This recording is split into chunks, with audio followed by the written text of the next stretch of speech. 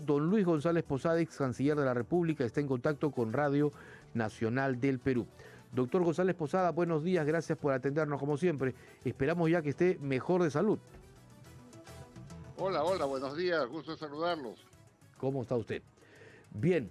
Doctor González Posada, la semana ha sido una semana clave en Naciones Unidas porque han cumplido 80 años de funcionamiento, ¿no? Que es su creación luego de la Segunda Guerra Mundial, y ha sido un cónclave, la Asamblea General, que ha recibido a presidentes de numerosos países, entre ellos la presidenta de la República, Dina Boluarte, que ha tocado el tema básicamente de la mujer, de cómo está trabajando su gobierno en cuanto a la promoción de niñas y de mujeres, pero además también respecto a la paz y, en el caso de otros encuentros que ha sostenido, promover inversiones en favor de nuestro país.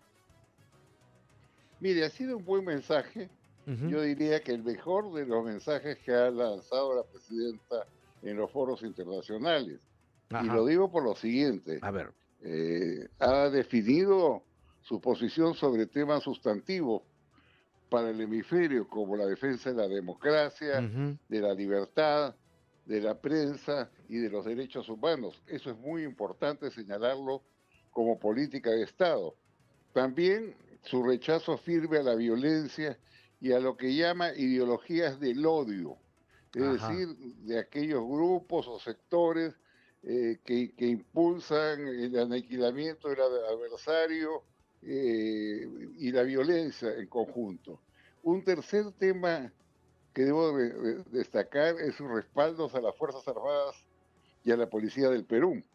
Destacó su labor frente al terrorismo. Ujú. Fueron las Fuerzas Armadas y la Policía Nacional quienes derrotaron al terrorismo, y de decirlo en el 80 aniversario de las Naciones Unidas es muy importante porque no debemos olvidar que esa secta violentista asesinó a miles de peruanos y causó inmenso daño material al país.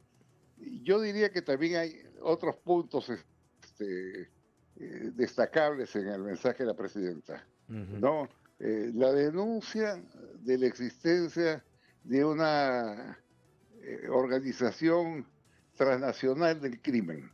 Eso es cierto. Ajá. El crimen hoy día no es, digamos, enfocado solamente en un país, sino que se expresa en varios países. Son organizaciones multinacionales y en consecuencia así deben ser enfrentadas.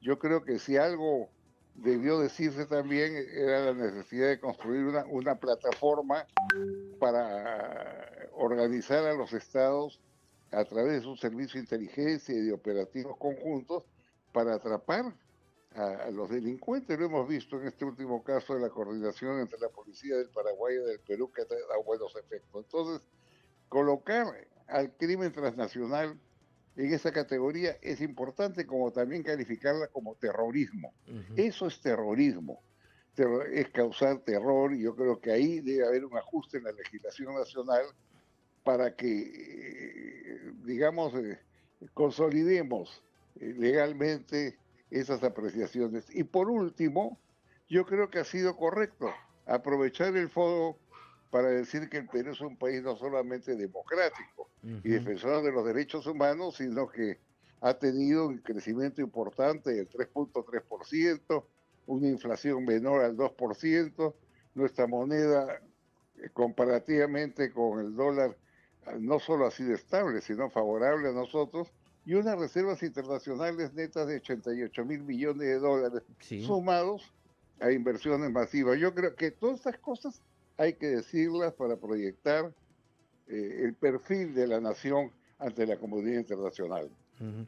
Bueno, pero esta visita y presencia en la Asamblea General de Naciones Unidas ha servido también para encuentros bilaterales. Yo no sé si usted coincide conmigo, pero uno de los encuentros más importantes ha sido con Lula, ¿no? Con Luis Ignacio Lula da Silva de Brasil, en la que se abordó la cooperación en el proyecto ferroviario con capitales chinos que recorrerá parte de la Amazonía y que busca llegar justamente hacia también digamos, el despacho de mercancía hacia el puerto de Chancay. Mire, ese es un segundo comentario que le quiero hacer. Ujú.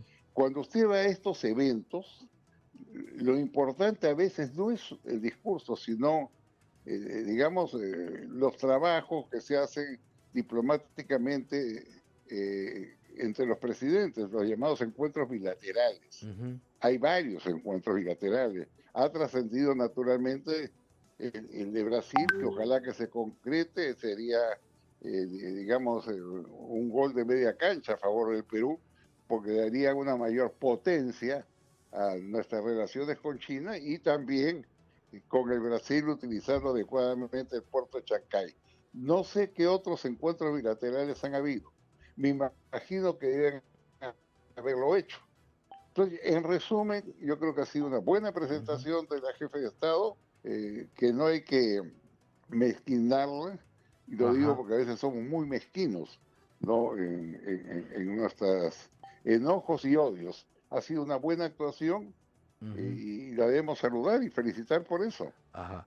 Vayamos, hemos hablado de lo bueno, vayamos ahora a lo feo de las Naciones Unidas, porque la agenda negativa la ha marcado el presidente de Colombia. ¿No? Usted ha visto lo que ha pasado, ¿no? Está al tanto de cómo de su propio país están criticando su comportamiento y a tal punto que ya Washington dijo, no va más, le quitamos la visa al presidente de Colombia.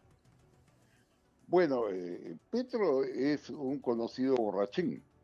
¿Recuerda usted todas las atrocidades que hizo contra el Perú? Ujú. Inventó una narrativa degradante diciendo que Castillo sí había sido cesado de la presidencia por ser un campesino pobre de la sierra y por presión de la oligarquía peruana. Un Ujú. disparate de esa naturaleza propio de Petro. Además, no estoy diciendo nada extraño. Los mismos medios de comunicación de Colombia señalan que Petro es una persona casi inhabilitado por el consumo de licor y algunos dicen de drogas. Ujú. Entonces conocemos muy bien a Petro, no me extraña en consecuencia lo que dijo en Naciones Unidas, son declaraciones infames. Igual hizo en España, cuando visitó en España, el gobierno español tuvo la delicadeza de invitarlo al Palacio Presidencial a dormir ahí y al día siguiente creyó que hacía una gran broma diciendo que se le había presentado el espectro de Franco, y que fue evidentemente rechazado por todos los sectores de España. Entonces es un personaje que llegó sin merecerlo a un puesto de ese nivel, ha conducido las relaciones con el Perú a su peor nivel en 200 años de historia. Sí, pues, eso sí. Nosotros no tenemos ya relaciones con Colombia, ¿no? Y tampoco con México, ¿eh?